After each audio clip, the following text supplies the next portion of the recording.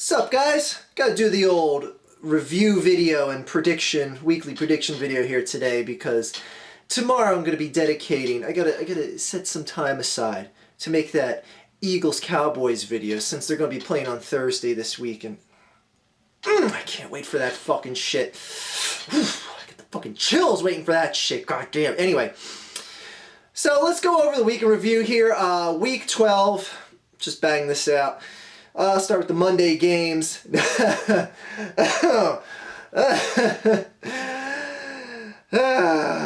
New York Jets versus the Buffalo Bills. Look, Jets, I'll tell you exactly what's going on here. All right? Because I saw this happen 2 seasons ago in Philadelphia. This is your team quitting on your coach. You're not going to see much more effort out of this Jets team. I saw it here in Philadelphia firsthand with Andy Reid. Players just flat out quit on him. Didn't want to keep trying for a guy that they didn't care about being in town here anymore. The writing's on the wall. Rex Ryan isn't going to be here next year. I don't even care if the Jets went out. Rex Ryan's going to be fucking gone. Ironically enough, Vic is the quarterback. This game last night, I wasn't here to watch it. I watched the recap of it on NFL Network. Just looked like an absolute fucking slaughter. It looks like the score was pretty much dead on to how lopsided the game was. 38-3. Jesus Christ. Well, at least they got a field goal. At least they got a field goal. Not that it fucking matters. Michael Vick got hurt again. What a big surprise there. Another season where Michael Vick can't make it through without getting an injury. Anyways, Jets fans, better luck next year. And I said this last night when I was looking at the teams that have like 2 or less wins this year, and I'm like, you know, realistically, teams that have bad records right now need a quarterback. The Jets are the most likely team to go after someone in the first round with a quarterback pick and go after Mariota. So think about that, Jets fans, when you want to feel sour about this season. You're probably going to get Marcus Mariota. I hope you do, because I don't want the fucking Redskins to get him, but we'll get to that in a second. Baltimore winning at a place that is supposed to be unwinnable, even though New Orleans has now lost 3 games in a row at home. Baltimore defeats the Saints 34-27, capping off a week where every single NFC South team lost. For the first time in the history of the NFL, we have a division where every team is at least 3 games under 500. That is fucking pathetic. One of these teams that wins this division, and it could be Tampa Bay still, who only has 2 wins. Tampa is only 2 games out of first place in the NFC South, and they could still win and host a playoff game. Think about that.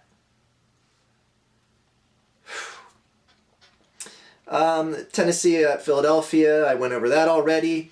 Speaking of NFC South teams, the Cleveland Brownies pulling out a literal final minute win in Atlanta against the Falcons, 26-24, thanks to Coach Mike Smith having some of the most terrible timeout calling in the history of the NFL. Who, if he doesn't waste that timeout to stop the clock, which he even said in the press conference afterwards that the Browns would have called a timeout there instead. The Browns would have had one last timeout going into that final drive and would not have got down far enough to get field goal range if they didn't have that one extra timeout left. Coach Smith gave them 1 minute left with the ball and 3 timeouts. Atlanta, your coach cost you the game. Anyways, heard Mike Greenberg ranting about that on Mike and Mike earlier this week, and he was spot on. Coach cost them the fucking game. Let's finish off the NFC South games. I don't know. I guess it listed it on purpose on this phone. But anyway, on this app, Tampa Bay loses at Chicago and ruins Chicago's hopes of drafting a really good quarterback. Fun with Cutler. Chicago wins 21-13, and we get to watch them play again on Thanksgiving. That's great. We'll get to that in a second. Cincinnati. Oh, Houston. You had a chance. You had a chance to surge up and steal a spot in the AFC South because the Colts aren't looking that good finishing the season here, but The Texans just handed the Colts the AFC South title pretty much, losing to the Bungles 22-13. By the way, this is the first time in history that there's a division where, as I said before, the NFC South, where each team is 3 games under 500, and that there is actually, is it 2 or 3 games over 500? Yeah, where every single team in the AFC North is 3 games over 500. Unfucking believable. Anyways, that just shows you how wacky fucking football is this year. And speaking of those Colts, the AFC South champion Colts winning 23-3. God, Jacksonville. It just makes you wonder, like, are they going to stick with Bortles? Because I thought Bortles was going to be the real deal, but just too many fucking turnovers. I know he doesn't got much to work with, but man, he's turning over the ball like a motherfucker. They're in a tough spot because they're going to have to decide whether they want to keep Bortles or go with Mariota, and I'm just glad my team doesn't have that decision to make. But I would really like Mariota here with Coach Kelly. Anyway, all right, now this is a game a lot of people threw at me because of what happened last week. Green Bay wins 24-21 at Minnesota to a pretty piss-poor Minnesota team. And people are like, well, your Eagles got fucking dusted by this Green Bay team? A team that won by 3 points over Minnesota? You know, I'll tell you why I don't really put much, stock or validity into that. In that, Green Bay is just fucking charmed at home. Yes, this is a road game. Yes, it's still the same fucking team that took the field at Lambeau last week. But it's a division game. It's an any given Sunday type game. And it was a trap scenario for Green Bay. Coming off those 2 high-octane wins off the Bears and Eagles, it doesn't really surprise me because you see something like this happen all the time where a team has 2 tough opponents in a row at home that they destroy, and then they go on to face a division rival that knows them a lot better. And I know you can say, well, the Bears are a division rival and they obviously don't know. Again, the Lambeau factor. I really don't, that really doesn't piss me off, because a lot of people seem like, oh man, we lost to this fucking team, and then they just went on to beat the shitbag Vikings by 3. It really doesn't bother me that much. It still pisses me the fuck off that we got dusted as bad as we did in Green Bay, the Eagles. And speaking of getting fucking dusted, the New England Patriots whooped that fucking Detroit Lion ass 34-9. Ouch! People are screaming for Matt Stafford to be fucking shit-canned in Detroit. And I don't blame them. When you got a quarterback that is rushing for, 4th and 9, 4th and 10, and he's sliding 8 yards into his run when he has more than enough room and size and ability to get that first down, and he fucking dives down early before the markers, oh my god. I was shaking my fucking head along with everyone in Detroit watching that game. I was like, that did not just fucking happen. Anyway, I don't know why Detroit is having so much trouble scoring and getting into the end zone. But on the plus side, Matt Prater did have 3 field goals. Of course, he missed 1, but he had 3 field goals.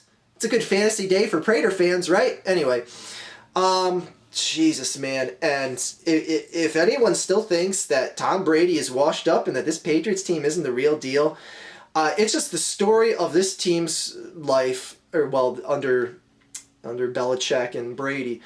They just fucking win when it doesn't look like they have any more left in their tank. And it's hard to argue against this not being the best team in football right now. As much as I hate the fucking Patriots, I hate to keep it real. This is the best fucking team in football right now.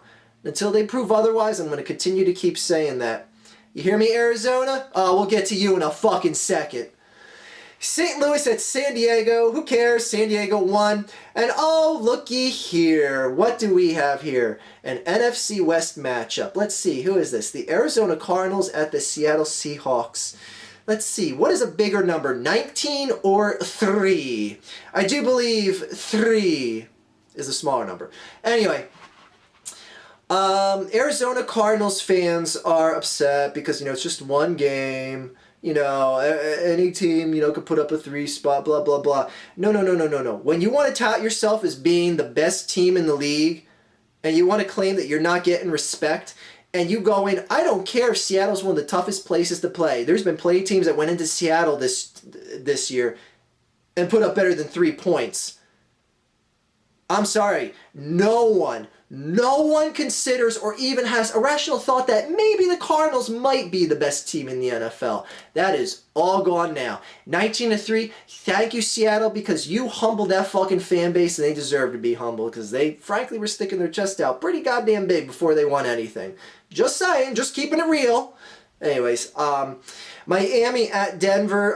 This was a game where I was rooting for Miami the entire time. Then by the end of the game, I was rooting for Miami to lose because they squandered every fucking opportunity that Denver was giving them.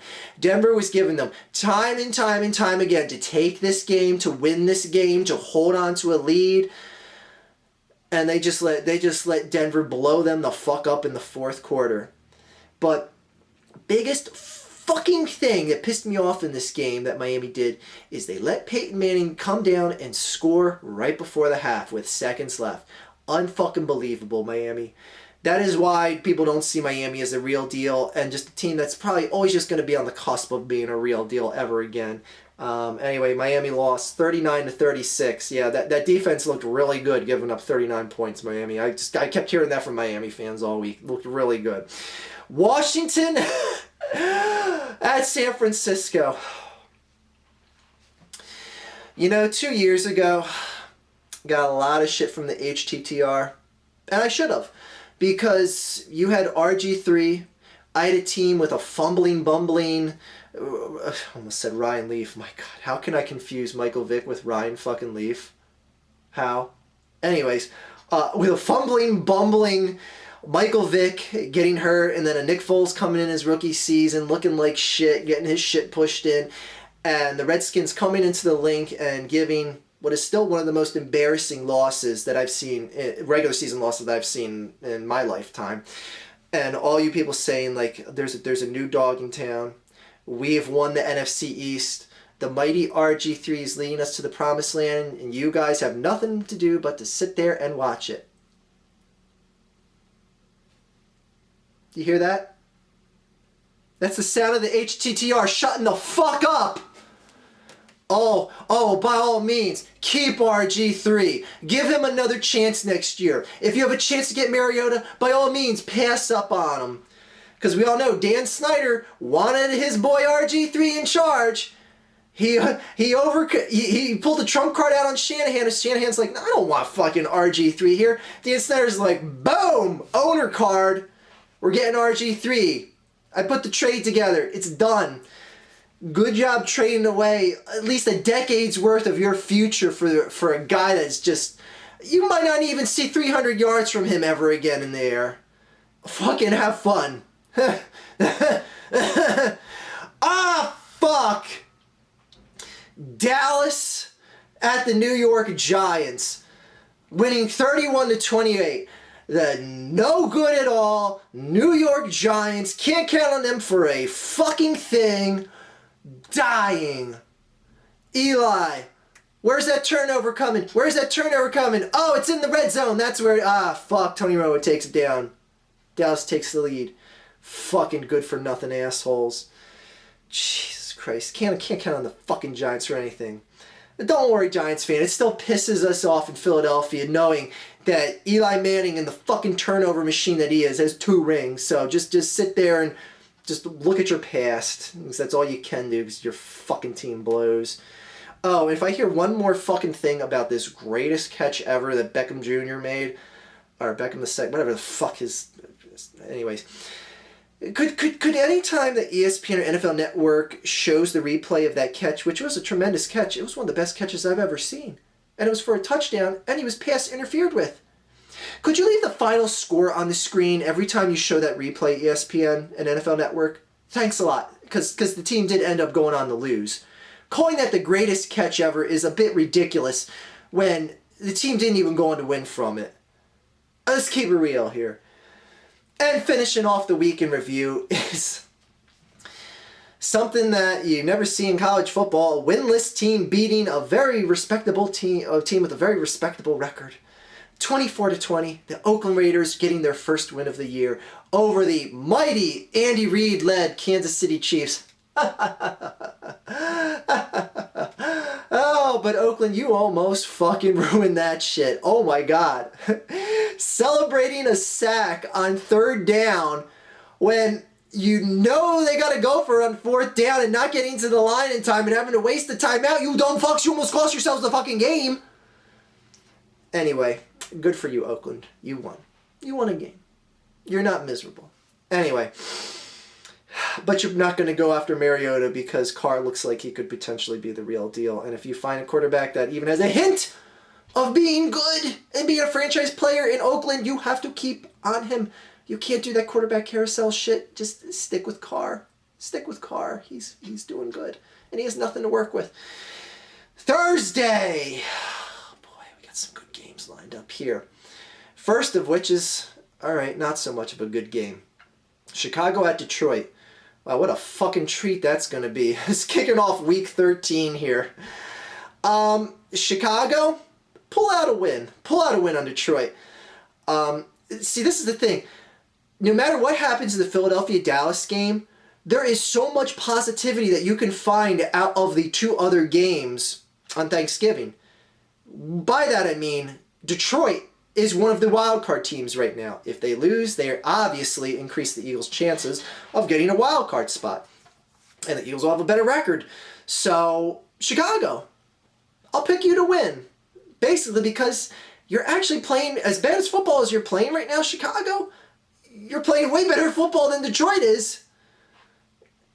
And Philadelphia, Dallas, I'll of course go over that tomorrow in a long-length video where you'll see a lot of fucking venom and might be fire and pyrotechnics behind me and shit. Oh, and no matter, this is what makes me feel a little bit better about whatever will happen in that Philadelphia-Dallas game, because after that, you have Seattle and San Francisco. The 2 leading teams for that last wild card spot, or potentially for both of the wild card spots in the NFC, having to play each other. So the worst case scenario is the Eagles finish the day with a better record than one of the teams that will be vying for that last wild card spot. So it's no matter what, you're going to at least end the week, end Thursday, with having a wild card spot and still having playoff hopes and the destiny in the control of your hand. Not to mention, Seattle and San Francisco have to play each other twice. This is such a good scenario for Philadelphia, but I'm not going to get ahead of myself because I can see Philadelphia easily missing the playoffs as well. If someone like Detroit gets hot, that's a lot to worry about. If both Seattle and San Francisco get hot, that's a lot to worry about. So I'm going to keep it real here. And even if we beat Dallas, there's no saying that Dallas won't re-emerge after this loss if they get a loss on Thursday. And anyways, the point being is I won't feel completely left out in the cold on Thursday no matter what happens in that Eagles-Dallas game. By the way, I picked San Francisco to win at home against Seattle. San Diego at Baltimore. Baltimore is just playing so much better football than... Oh, did I even go over the Baltimore Saints game? Oh, yeah, I did. Oh, yeah, okay, I did. Anyways, one thing I want to mention, going back to the Baltimore game, I meant to mention this, I don't know why I didn't. I was busy talking about how much the NFC South sucks. Forsett, boy, how much are you missing Ray Rice in Baltimore? All you people that were wearing his jersey and hoping he would come back this year, and that the offensive line looks a lot better than it did last year. Forsett is making you forget about Ray Rice real fucking quick there. Oh my goodness. Anyways, Baltimore is going to win at home against San Diego. The Cleveland Brownies going to Buffalo. Hopefully they're able to have a game in Buffalo. It doesn't snow 10 more feet before Sunday. Don't look now, but the Brownies are firing on all cylinders again because they got Flash Gordon back. And I thought he wasn't going to do much of anything in that Falcons game, but he doesn't look like he has much ring rust at all. And people in the AFC should take notice of the Brownies, or else you take them as a chump team, they are going to fucking embarrass you. That is a team that is going to do some damage in the end of the season here. Will they do anything in the playoffs? If they get to the playoffs, that's to be determined because the AFC is pretty tough this year. I won't lie. But Look for the Brownies to win at Buffalo. Tennessee at Houston. Houston, the 6-point favorite at home against the shitbag Tennessee Titans. Look for Houston to win. Tennessee's bad after seeing the Eagles dismantle them first-handedly. Washington Washington at Indianapolis. Now the bigger question here is, will RG3 throw over 100 yards? Now I was impressed. He broke 100 yards last week, had 11 completions. I don't think he's going to get over 100 yards this week. That's going to be my prediction for the Redskins from here on out is will RG3 pass over 100 yards? I'm going to go with no for this week. And then I'm going to predict the Colts to easily win. Oh, and here we have, as I tweeted out earlier this week, the Who Gives a Flying Fuck game of the century, New York Giants versus Jacksonville Jaguars. Who cares? Giants. Because again, I picked the Giants to win. I don't want an NFC East team to even have like a hint of smelling a Marcus Mariota draft pick. I know I just picked the Indianapolis Colts over the Redskins, but that's because Dan Snyder is going to want to keep RG3 on that team no matter what. So I don't even fear them going after Mariota because Dan Snyder is just fucking dumb like that. Carolina at Minnesota. Oh, Minnesota. I have no faith in NFC South teams this year. Speaking of which, New Orleans at Pittsburgh. Pittsburgh! Sorry, New Orleans, but you're just playing bad football, and you play even worse football outside of the dome. And that's not saying much because you've lost 3 in a row in New Orleans right now. Oakland at St. Louis. You know what? I'm going to pick Oakland. And it's not because I think they're all that good, but it's that St. Louis is good against the better teams. Beating Seattle, beating the Broncos, beating... Who else is the other good team they beat this year? Fuck, I'm drawing a blank. Anyways, they beat someone else that was good that I'm drawing a total fucking blank on. Anyway, St. Louis is good against the shitbag teams, and I'll bring up their schedule here and act like I remember it out of the clear blue here. So I'm just gonna keep talking and fake like I'm not searching for anything like that. And they lost they beat San Francisco. Remember that? I just remembered that. Yeah, the Rams beat San Francisco, another good team they beat. Anyway, look for the Rams to lose at the hands of the Oakland Raiders in St. Louis. Cincinnati at Tampa Bay. Go Bucks! Go Bucks! I am a total supporter of Tampa Bay Bucks because that division is so atrocious that it deserves to have the Tampa Bay Bucks come back, storm up, and take the division with like 5 wins and go to the playoffs. Fuck. I mean, in the NFC, how could you not root for the worst team in the division to win out? I mean, it's pathetic that the team that wins the NFC South is going to host the division game. Anyways, I know I'm going on and on here. Arizona at Atlanta. Arizona might not be the best team in football, but they're good enough to win at home in Atlanta. Let's be realistic. New England at Green Bay. Oh my fucking God, this is a killer matchup. Oh, why am I talking like this? I sound like a young Macho Man Randy Savage there. Anyway, I got a fucking boner for this game. Total fucking homo. Anyway, this is a perpetual Super Bowl matchup right now. I mean, thank you, schedule makers, for this game. Holy shit. New England at Green Bay. I'm fucking torn because I think New England is playing the best football right now, but Green Bay is by far the best home team right now. I have no fucking idea who to pick in this game, so I want the Patriots to lose, but I fucking broke that jinx last week because I picked them to win and they ended up winning easily. I'm going to stick with the team I picked to predicted to win the Super Bowl in my preseason video. The Green Bay Packers will win at Lambeau, but it's going to be a good fucking game, and I won't be shocked for a second if New England wins. Denver at Kansas City, Sunday Night Football. I think Kansas City has a chance, but again, it's Peyton Manning. He's going to do for Denver to win. Boring. And then a game that my generation, especially early on in the late 80s, 90s, and even early on in the 2000s, one of the best games to watch was always that Monday Night Football game between the Jets and the Dolphins. And longtime Dolphins and Jets fans know what I'm talking about. These games were always just, they seem to be just classics every year. Such a great matchup. But man, who are we fucking kidding? The Jets team is going to lay down and fucking die. Miami is going to roll them up and smoke them. Smoke them and then put their ashy asses out in the cigarette tray and then fucking piss on the ashes. Anyway, big fucking week of football coming up. I love a lot of these matchups, and I think Monday Night Football is even going to be good. I think the Jets may lay down and die, but they might actually look respectable just because the teams know the history of that game on Monday Night Football. Anyway, got that Eagles video coming for you tomorrow. Made a rant about the Ferguson, the retarded people in Ferguson starting fires. Made a video about that last night. Check that out. Dropped about 30 F-bombs in that video. Anyway, have a good day, better tomorrow. And until Thursday and tomorrow, fuck the Dallas Cowboys. Have a good day, guys.